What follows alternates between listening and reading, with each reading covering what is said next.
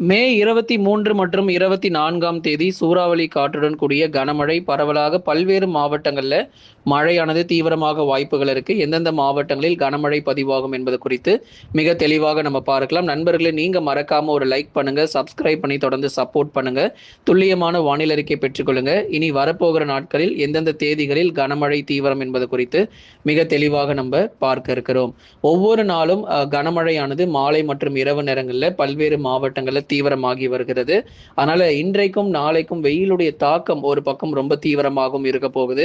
அனல் காற்று மிக மோசமாக இருக்கும். ஒரு 3-4 நாட்களுக்கு பகல் நேரங்களில் வெயிலுடைய தாக்கம் அதிகரித்து காணப்படும். 40 முதல் 41 டிகிரி செல்சியஸ் வரைக்கும் வெப்பநிலை பொறுத்த வரைக்கும் பகல் நேரங்களில் பதிவாக வாய்ப்பு இருக்கு. அதே சமயங்களில் மாலை மற்றும் இரவு நேரங்களில் எங்கெல்லாம் நமக்கு கனமழைக்கான வாய்ப்பு இருக்கு அப்படிங்கிறது நம்ம தெரிஞ்சுக்கலாம்.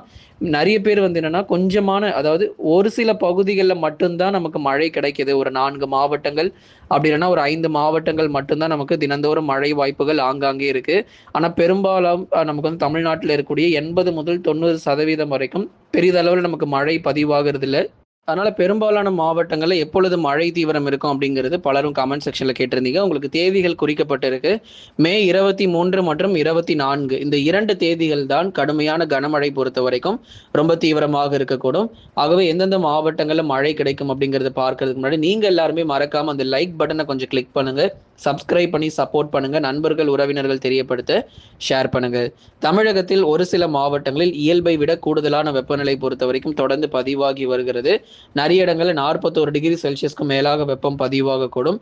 வேலூர், திருப்பத்தூர், ராணிப்பேட்டை, சென்னை, திருவள்ளூர், காஞ்சிபுரம், செங்கல்பட்டு என பல்வேறு பகுதிகளிலும் பகல் நேரங்களில் தீவிரமான வெயிலுடைய தாக்கம் பொறுத்தவரை அதிகரிக்க வாய்ப்புகள் இருக்கு. அடுத்ததாக வீசும் அனல் காற்று. எந்த பகுதிகளில் எத்தனை மணி நேரங்கள் அனல் காற்று மிக கொடூரமாக இருக்கும் அப்படின்னா, சரியாக பகல் 12 மணி முதல் 3 மணி வரைக்கும் வெப்ப அலை பொறுத்தவரை கடலோர மாவட்டங்களிலும் அதே மாதிரி வட தமிழக உள் மாவட்டத்தில் சில இடங்களிலும் வெப்ப அலை பொறுத்தவரை கண்டிப்பாக வீசக்கூடும். அதிக அளவுல நமக்கு வெப்பநிலை பொறுத்த வரைக்கும் உயர்வதற்கான வாய்ப்புகள் இருக்கு. அதனால அசௌகரியங்கள் கண்டிப்பாக ஏற்படும். தயவு செய்து வெளியே செல்கிறத தவிர்த்து கொள்ளுங்க. பகல் 12 மணி முதல் 3 மணி வரைக்கும் வெப்ப அலை வீச இருக்கும் காரணமாக வெளியே செல்கிறத தயவு செய்து தவிர்த்து கொள்ளுங்க நண்பர்களே.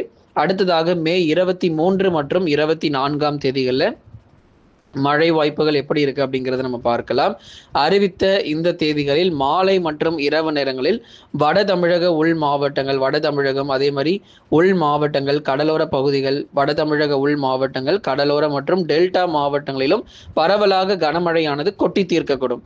இப்போ உள் மாவட்டங்கள் நம்ம எடுத்துக்கிட்டோம் அப்படின்னா வேலூர், திருப்பத்தூர், ராணிப்பேட்டை, திருவண்ணாமலை, கிருஷ்ணகிரி, தருமபுரி, சேலம், நாமக்கல், கரூர், திருப்பூர், ஈரோடுல பகுதியாக பரவலாக கனமழையானது 23, 24 இந்த 2 தேதிகள் வரை நீங்க எதிர்பார்க்கலாம். சில இடங்கள்ல பரவலாக மிதமான மழையும் சில இடங்கள்ல கனமழையுமாக கொட்டி தீர்க்க வாய்ப்பு இருக்கு. அதனால இன்றைக்கு வெயில் கொஞ்சம் அதிகமாகவே இருக்கும். நாளை மற்றும் நாளை மறுநாள்ல படிப்படியாக உங்களுக்கு மழை வாய்ப்புகள் உள் மாவட்டங்கள்ல தீவிரமடைய ஆரம்பிச்சிடும். நம்ம எல்லாருக்குமே தெரியும், பருவமழை 26ஆம் தேதி முதல் தொடங்குகிறது அப்படிங்கிறதையும் நம்ம சொல்லியிருந்தோம். கண்டிப்பா பருவமழை பொறுத்தவரை தொடங்கி அதிக அளவில் நமக்கு மழை வாய்ப்புகள் குறிப்பாக மாலை மற்றும் இரவு நேரங்களில் வெப்பசலன இடி மழை நிச்சயமாக நமக்கு காத்திருக்கிறது. ஆகவே 23 மற்றும் 24ஆம் தேதிகளில் வட தமிழக உள் மாவட்டங்கள் வேலூர் முதல் சேலம் வரைக்கும் இருக்கக்கூடிய அந்த உள் மாவட்ட பகுதிகளில் பரவலாக மழை வாய்ப்புகள் மாலை நேரங்களுக்கு பிறகு அதிகரிக்க வாய்ப்பு. பகல்ல கண்டிப்பா மழை இல்லை, காலையிலையும் மழை கிடையாது. மாலை அல்லது இரவு நேரங்களில் உள் மாவட்டங்களில் 23, 24 தேதிகளில் வலுவான கனமழை பொறுத்தவரை கண்டிப்பாக உண்டு. சென்னை பக்கம்லாம் எப்போதாங்க மழை வரும், இப்படியே வெயில் அடிச்சுக்கிட்டே இருந்தா என்னதான் பண்றது, வீட்டுக்குள்ள இருக்கவே முடியல அப்படின்னு சிலர் சொல்லியிருந்தீங்க.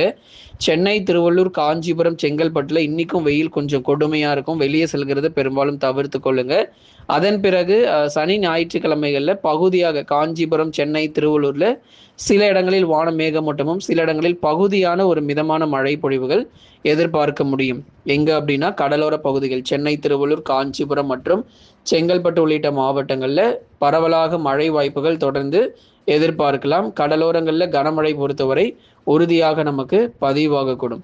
அறிவித்த எந்தெந்த தேதிகளில் நமக்கு மழை வாய்ப்புகள் இருக்கு அப்படிங்கிறதே உங்களுக்கு நம்ம தெளிவுபடுத்தியாச்சு. அறிவித்த இந்த தேதிகளில் மாலை மற்றும் இரவு நேரங்களில் வட தமிழகம், உள் மாவட்டங்கள், அடுத்து கடலோர பகுதிகள் சென்னை, திருவள்ளூர், காஞ்சிபுரம், செங்கல்பட்டு, விழுப்புரம், கடலூர், புதுச்சேரி மற்றும் காரைக்கால், கள்ளக்குறிச்சியில் இன்றைக்கு பகலில் வெயில் சற்று அதிகமாகவும், நாளைய தினங்களில் பகுதியாக பரவலாக மிதமானது முதல் கனமழையும், அடுத்ததாக டெல்டா மாவட்டங்களில் கனமழை வலுப்பெற வாய்ப்பு இருக்கு. திருச்சி, தஞ்சை, நாகை, திருவாரூர், அரியலூர், பெரம்பலூர்ல சனிக்கிழமை மற்றும் ஞாயிற்றுக்கிழமைகளில் கணிசமாக ஒரு கனமழை பொறுத்தவரை ஆங்காங்கே அதிகரிக்க வாய்ப்பு இருக்கு. இரவு நேர மழை வாய்ப்புகள் சனிக்கிழமை மற்றும் ஞாயிற்றுக்கிழமைகளில் இரவு நேர மழை பொழிவுகள் டெல்டா மாவட்டங்களில் எதிர்பார்க்க முடியும். இரவு நேரங்களில் உறுதியாக நீங்கள் கனமழையானது எதிர்பாருங்க.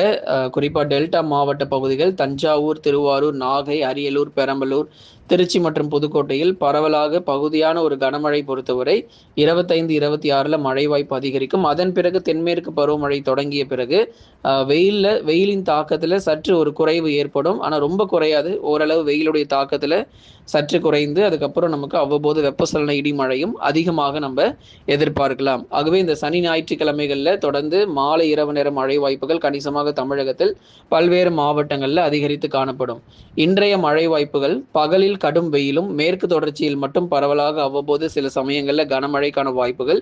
இன்றைக்கு ஒரு குறைந்த அளவுல தான் நமக்கு மழை வாய்ப்புகள் சில மாவட்டங்களில் காத்திருக்கு. ஆனால் நாளைய தினங்கள் நாளை மறுநாளில் அதிக அளவு நமக்கு மழை பொழிவுகள் பெரும்பாலான மாவட்டத்தில் தொடர்ந்து நிச்சயமாக பதிவாகும்.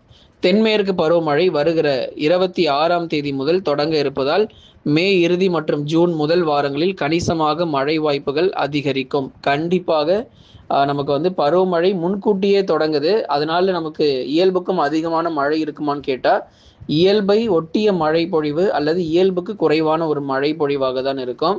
அதனால அதிக அளவு மழை வாய்ப்புகள் இந்த வருஷம் இல்லை அப்படிங்கிறது தெரியப்படுத்தியிருக்கிறோம். பருவமழை முன்கூட்டியே தொடங்கினாலும் வெயிலின் தாக்கம் சற்று ஒரு குறைவு ஏற்பட்டு அதுக்கப்புறம் நமக்கு ஒரு மிதமான மழை மற்றும் கனமழையாக பகுதியான ஒரு மழை வாய்ப்பாகவே இந்த தென்மேற்கு பருவமழை எதிர்பார்க்கப்படுது.